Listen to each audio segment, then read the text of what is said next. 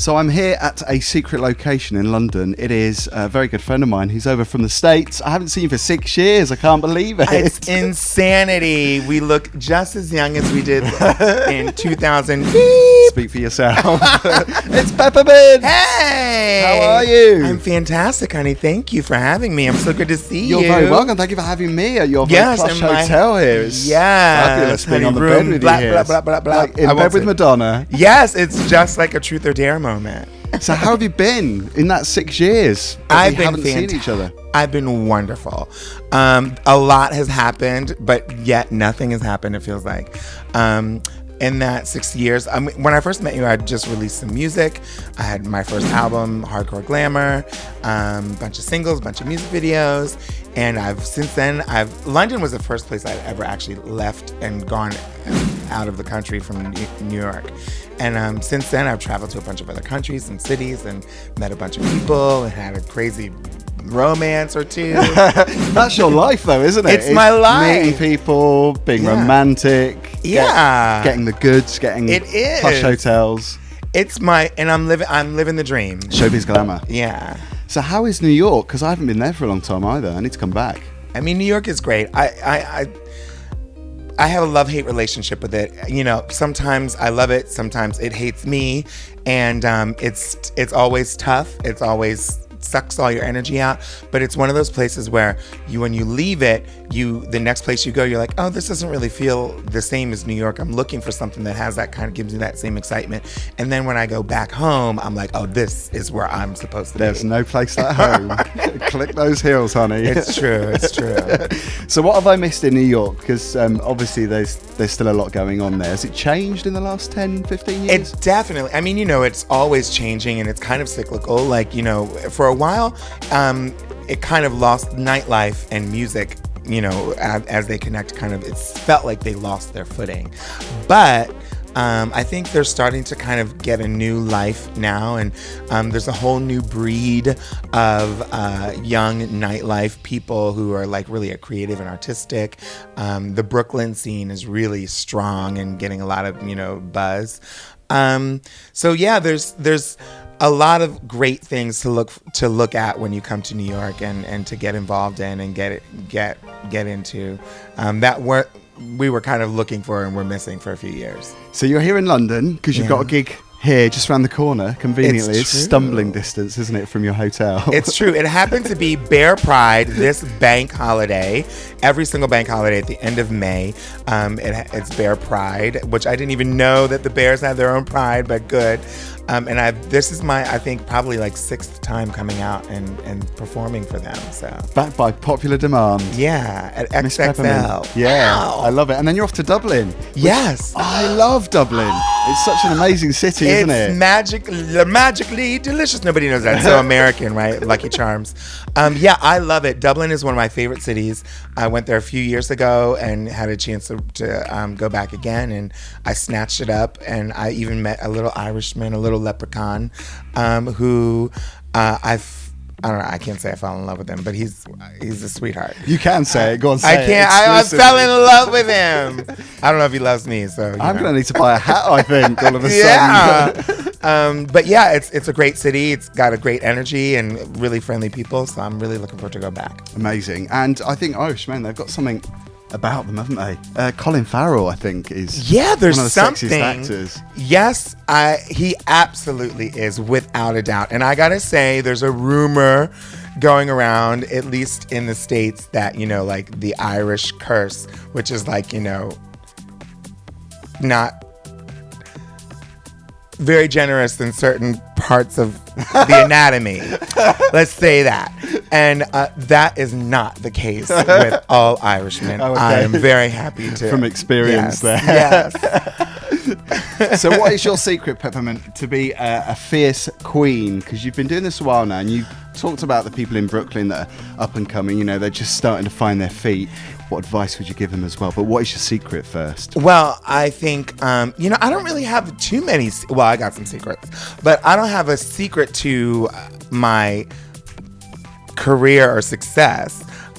You know, I've been very lucky and blessed to travel and create music and meet people and do lots of performances and, meet you and talk with you.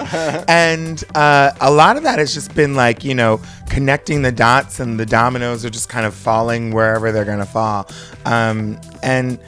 But the one thing that I will say is, if you're a new queen and you are watching something, let's say, I don't know, RuPaul's Drag Race, and you are trying to sculpt who you are going to be, your persona, you don't have to necessarily buy into the cattiness, bitchiness, the instant. And that's just not for drag queens. That's for our little gays too. You don't have to be that cynical person that's just over everything. That's very true, I think, because if you're a queen that's got integrity and intelligence, but doesn't do the nasty stuff, I think you can warm to a queen like that. I think it doesn't have to be vicious. I think you can warm to a person like that. Any human being that's fair-minded and balanced and open and treats people well is liked, I think. But they don't always win.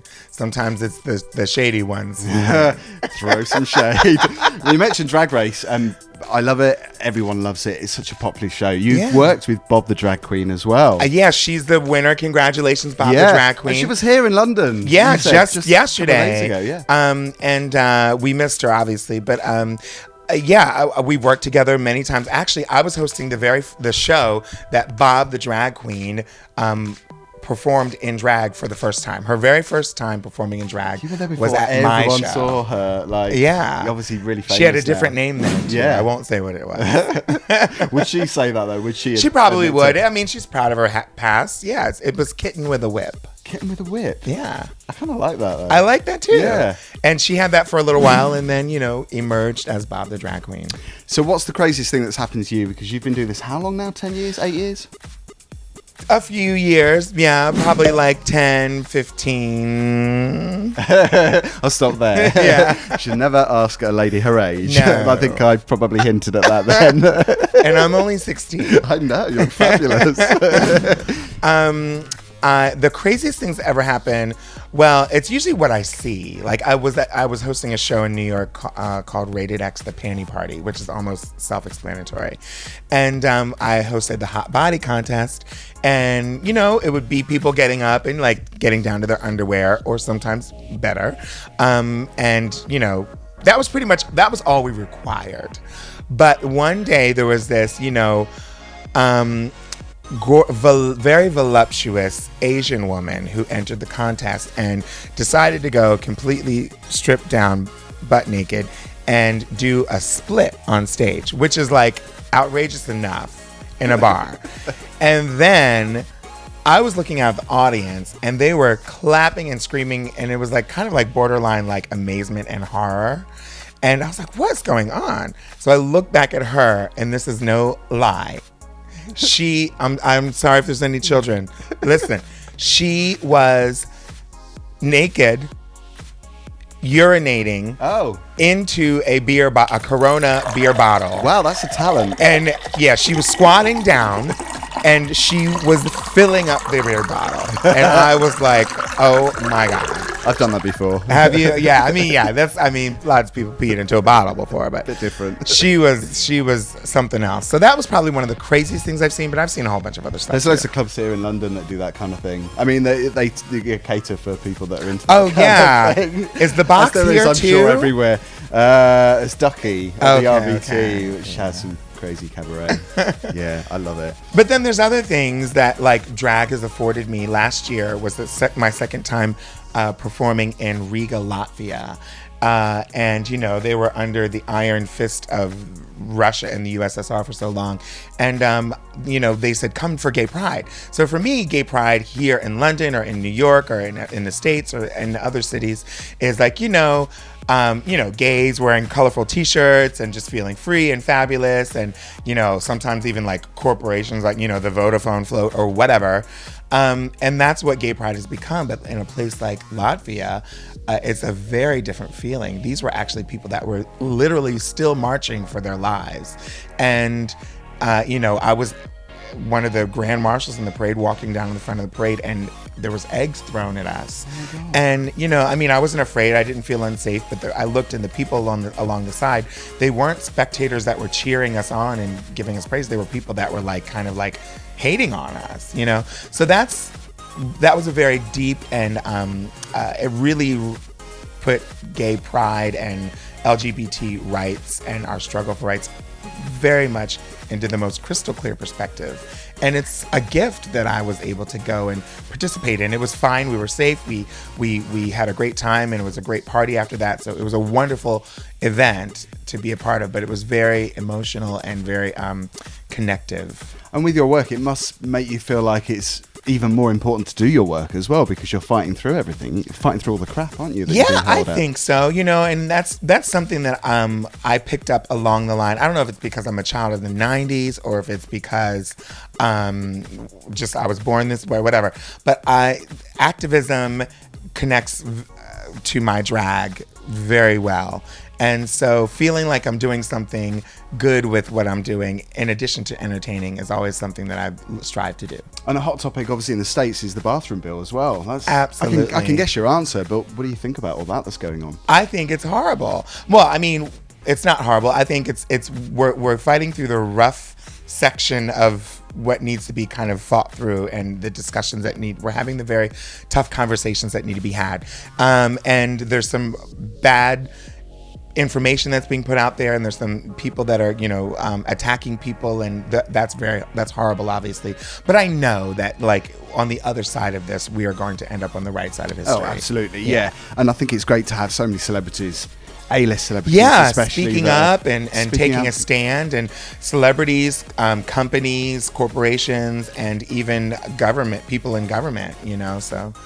What kind of TV are you watching? Have you got time to watch TV? Because you're always out. I see your Facebook post. You're always somewhere. I feel like I don't have much time to watch TV, and if I had to sit down and watch something that came on traditional scheduled television, I wouldn't be able to. But luckily, we're able to stream and binge watch things as we want. So, of course, I do love one of my closest friends is on Orange Is the New Black. Oh wow! So I watched that. And she's also on a brand new show that's you'll never see it, I guess. Who's your friend in that? Laverne Cox. Oh, wow.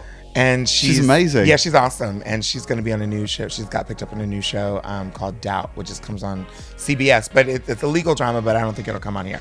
Anyway, so I watch that. I'm a big zombie fan, so I love The Walking Dead. Oh, yeah. I've seen the first 2 episodes. I haven't watched any of them. What's wrong with you? I'm so behind. You better turn off the camera, and we'll watch it on Netflix. Come on, you have to. It's so good. I love it. It's the best. Yeah, I watched that. Transparent? Have you seen Transparent? Of course I have. I've been watching Transparent.